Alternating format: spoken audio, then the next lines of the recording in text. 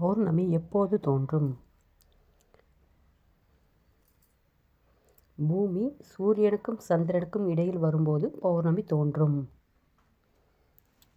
India மயிலை தேசிய பறவையாக அறிவித்த ஆண்டு எது?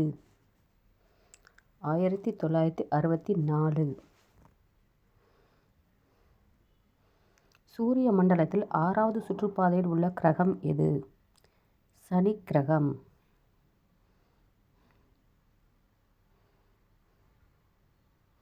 உலகிலேயே மிக நீளமான தேசிய கீதம் உள்ள நாடு எது? கிரீஸ்.